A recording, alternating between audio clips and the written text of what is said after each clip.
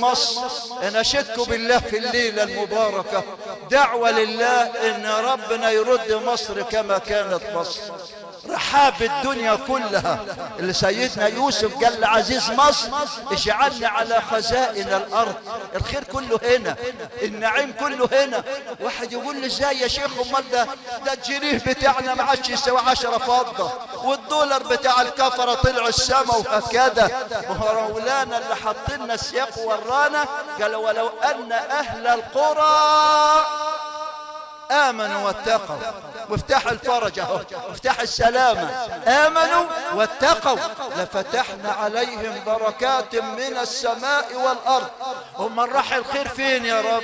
مصر اللي قلت لموسى يا رب يا موسى لا تقف على باب غيري ما دامت خزائني مملوءة، وخزائن يا موسى مملوءة لا تنفد أبدا. راحت فين يا رب؟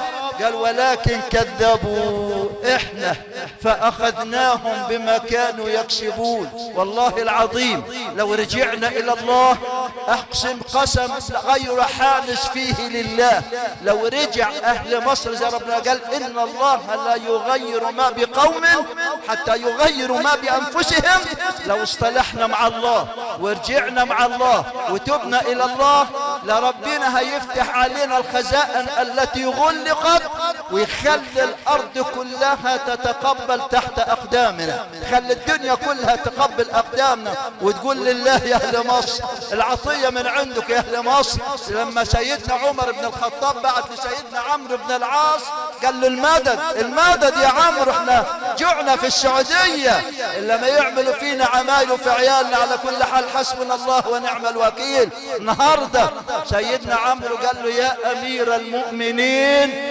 أرسلت لك قافلة أولها عندك وآخرها عندنا أغنت أهل المدينة جميعا. هذا تيجي تقول لهم قل لك ده كان زمان وجابر، إن شاء الله هيرجع بإذن الله. المهم